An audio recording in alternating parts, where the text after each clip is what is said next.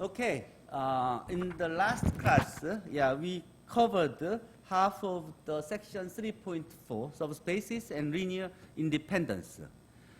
In the earlier part, we defined the subspace. When W is a non-empty subset of Rn, then this non-empty set is called a subspace of Rn if it satisfies the following two properties. The first one, W is closed under the vector addition. And the second, the W is closed under the scalar multiplication. Okay, so and we have looked at the examples of subspaces, many.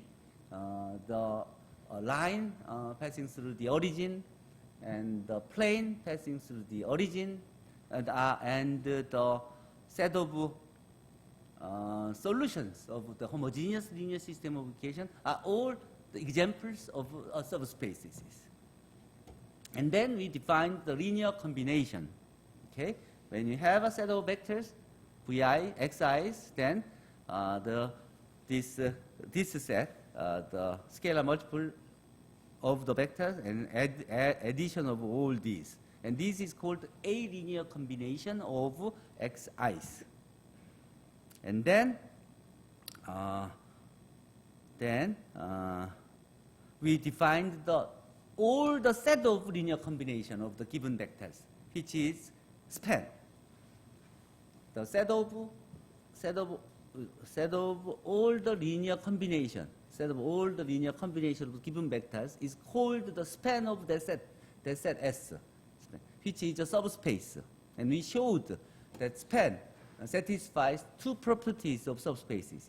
Okay, and then and we defined. So if say when you have S and span of S, which is W, is a subspace of Rn, and we called W is a subspace of Rn spanned by S, and also we say S spans W, and S is a spanning set of W. These are all the new terminologies that you should know. And W can be written as a span of S like this in this case. Okay. And if all the vectors in Rn can be expressed as a linear combination of S, then S spans Rn, which means this. Okay, when you had n vectors in Rn. Okay, so we call the spanning set and spans. We learned it, and then we defined the row space and column space. When you have a matrix, then we have a row columns. Then the span of row columns forms a subspace. We call it is a sub-column space, a row space. When you have a matrix, we have column vectors. The set of column vectors form a subspace. We call it is a column space. And we wrote it as a column space and row space like this, okay, from a matrix. So when you have a matrix, we can easily think the column space and row spaces. Okay, then, we are ready to define the linear independent and linear dependent. Okay. Okay, when S is a subset of Rn that satisfies this condition, then we call this set is linearly independent. This condition is when the linear combination of this xi is equal to a zero vector, then it should be, all the coefficient should be a zero, should be a scalar zero. Then we call this S is linear independent. If it's not linear independent, then we call it is linearly dependent. 이거 대우를 이용하면 if SF is linearly dependent, this means there exists at least one non-zero scalar among CIs, such that linear combination of XI is equal to zero. 무슨 말인지 알죠? 이게 1차 독립이면은 이것이 이렇게만 하면 무조건 다 0이어야 되는데 1차 독립이 아니 된 소리는 이게 0이 아니어도 이건 만족하는 그런 CI들이 존재한다 이 말이잖아요. 대우지. 그러니까 이거를 만족하지 않는 이런 것들이 CI들이 존재한다. 그러니까 이거를 만족하는 논제로 CI 중에 어떤 건 0이 아니어도 된다. 그러면 리니어 디펜던트가 되는 거지. 리니어 인디펜던트. 그러니까 하나만 알면 나머지는 그냥 논리적으로 따라오는 거니까 you only need to know one and use it for the other. unit vectors in Rn. E1, E2, and En are unit vectors in Rn. Those are, and they are linearly independent. Because if you let the linear combination of EI is equal to a 0 vector, then as you see, this can be written in this way, this can be written in this way, which means C1 is equal to 0, C2 is equal to 0, Cn is equal to 0. So when we started with this linear combination, then all Ci should be 0. So EI should be linearly independent, those set unit vectors. And any vectors in Rn can be written as a linear combination of this. 그러니까 Rn 안에 있는 x1, x2, xn은 x1 곱하기 e1 플러스 x2 곱하기 e2 플러스 xn 곱하기 en 하면 다 표현할 수 있죠. 그러니까 Rn에 있는 any 벡터가 이것들을 일차적으로 표시되니까 this set spans Rn as well. Okay? S spans Rn. This unit vectors, set of unit vectors spans Rn and linear independent. Show S is linearly independent, these two vectors. So let the linear combination of these two vectors 0 for arbitrary C1 and C2. Then rewrite in this way. Then we have a linear system of equation. In order to have these two equations satisfied, then C1, C2 should be 0. So these two vectors are linearly independent. Okay? Suppose these three vectors are linearly independent, then these three vectors should be linearly independent as well. X and x1 plus x2 and x1 plus x2 plus x3 are also linearly independent. Why? For arbitrary CIs, let's form a linear combination of that, these three vectors, given three vectors, then we can rewrite in this way. Okay? Then, from the given condition, x1 and x3 are linearly independent. So, when we have this linear combination, these three coefficients should be 0. C1 C plus C2 plus C3 should be 0, and C2 plus C3 should be 0, and C3 should be 0, which means C3 is equal to 0, and C2 is equal to 0, and C1 is equal to 0 as well. So, when we start with this, CIs should be all 0, which means these three vectors are linearly independent. Got it? Okay. Suppose we have three vectors in R3, then show this S is linearly dependent. How? We have to find a non-trivial solution, C1, C2, D3, that satisfies this. Okay? So form a linear combination. Let it be 0. Then it can be written as this. C1 times this plus C2 times this plus C3 times this. Okay? Which is equal to 0 vector, 0, 0, 0. This can be written as a linear system of equation like this. If we find RREF, then this can be written like this, as this. As you see, it has a 0 row, which means you have a free variables, which means you have infinite many solutions for CIs, which means you have some CIs which is not 0. Okay? Like here, if C1 is equal to 1, C2 is equal to minus 1, and C3 is equal to 1, then still it is a solution. Which means some CIs is not 0, which means these three vectors are linearly dependent, because it cannot be linearly independent. Okay? So, since this homogeneous, like you see, this homogeneous system has three variables and two equations, which means a homogeneous system. So it has free variables, infinite many solutions, so linearly dependent. That's the way. Okay, this gives the following fact, 3.4.1. For a set S in Rn, and the subset S prime in S, subset S prime of S, the following hold. The first, if S is linearly dependent, if and only if some element in S can be expressed as a linear combination of the other element in S. if S가 1차 독립이면, 1차 종속이면, 그러면 S 안에 있는 어떤 벡터 하나는 다른 벡터들의 1차 결합으로 표시될 수 있다. Yeah, vice versa. If and only if. How? We can prove it. 만약 S가 linearly dependent 하다면, then there exists some CIs. And whose linear combination is equal to 0, and at least one element among CIs is non-zero from the definition. So without loss of generality, let the first C1 is not equal to 0.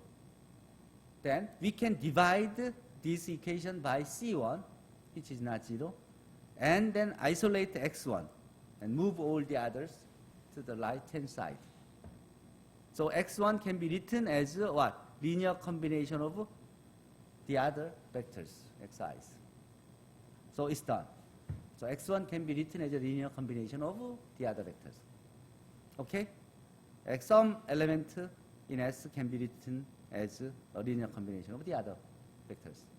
Done. The other way.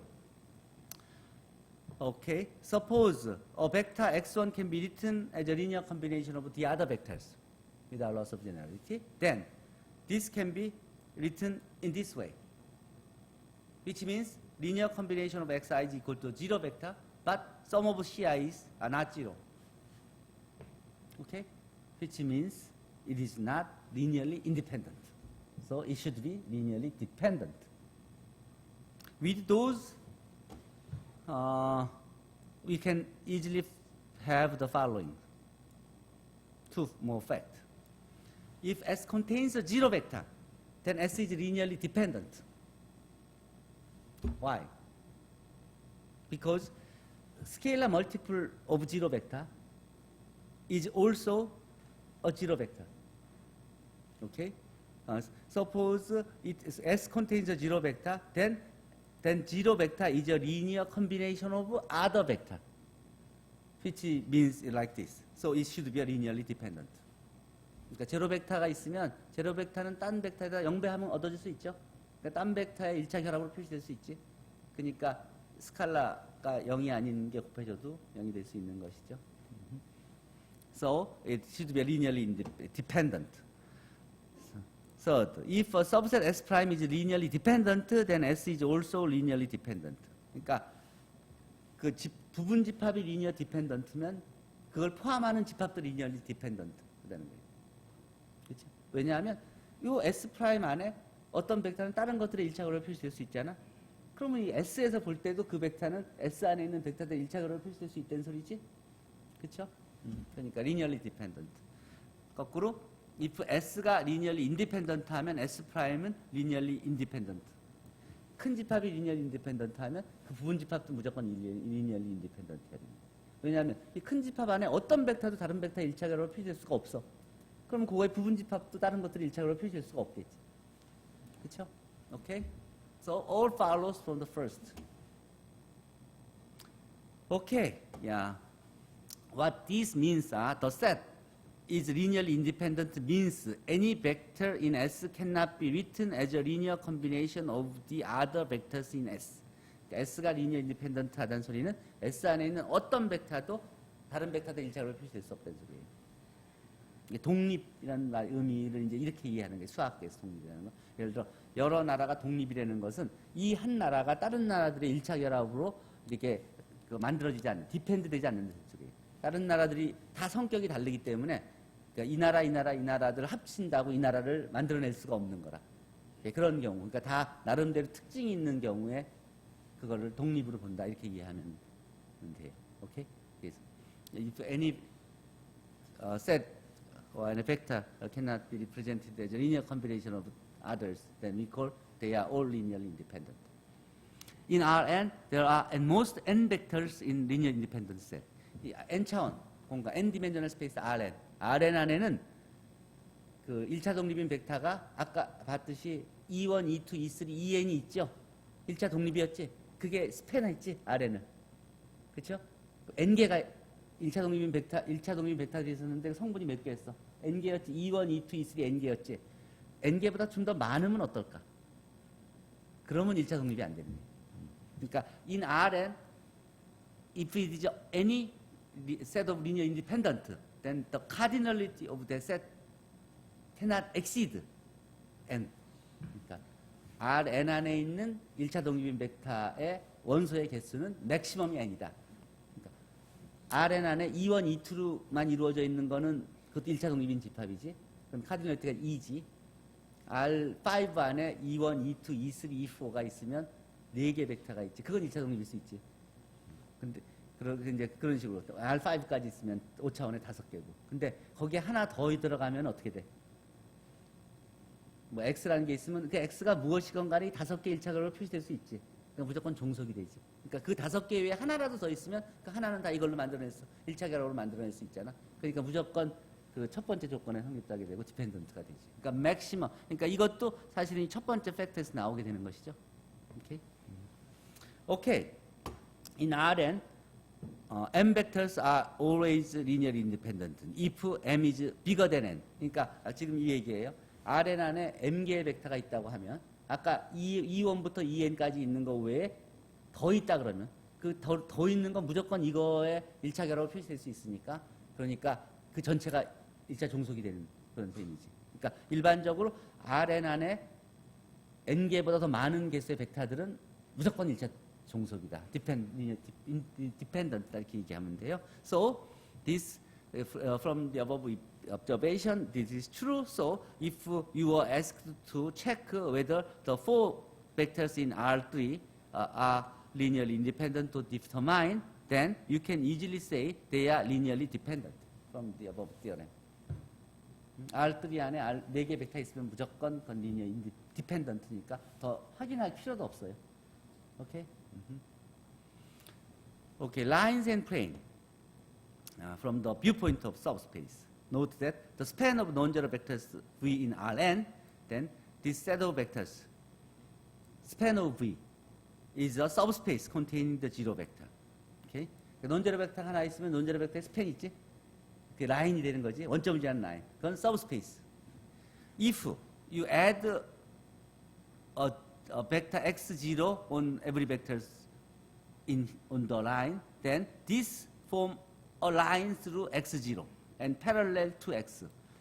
그러니까 v가 있으면 v를 지나는 라인을 생각하시죠. 원점을 지나는. 여기다 x0를 더하면 이렇게 옮겨지지? 모든 점의 위치가. 그럼 이거는 이것과 평행이지? 그리고 x0를 지나지. 그렇죠? 근데 원점은 안 지나지. 원점에서 약간 이동했으니까. 그러니까 서브스페이스는 될 수가 없지. 라인인데 원점을 안 지나지. 왜냐하면 every subspace should have a zero vector in it. zero vector. 그렇지? 왜냐하면 it's closed under the scalar multiplication.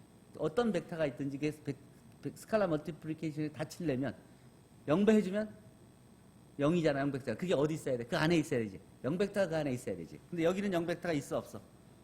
0벡터가 없지. 그러니까 이런 서브스페이스는 될 수 없지. 그렇지만 라인이지. 평행 이동된 서브스페이스가. So this is a translate of this line that passes through the origin. This is a translate of a subspace. This, which forms a line passing through the origin. We can generalize this concept. If xi, x0 and vi's are vectors in Rn, then the set of vectors, this, is a subset of Rn, which is the translation of the subspace that passes through the origin by x0. 자, this is a subspace which is spanned by what? Ti's. This is a subspace. Span of Ti's. All the set of linear combination of V1 up to Vk. This is subspace. This is a plane. If these Vi's are linearly independent, then this is a k-dimensional plane. And this is what? Shift, translation of this by x0. And this is also a plane, but not a subspace. 오케이? 이거는 이거는 그 원점을 지나는 그 벡터 공간 서브 스페이스인데 요거는 그거를 그 평면을 평행 이동시킨 그런 플레인이라는 소리죠. 원점은 지나지 않는. 오케이. 이것들은 내가 3D 프린팅으로 뽑아놓은 그런 거예요. 이거 왜 만들었냐면 이게 눈이 안 보이는 학생들이 이게 함수를 좀 느낄 수 있게 하려고. Okay, I think that's the end of section 3.4. Any questions?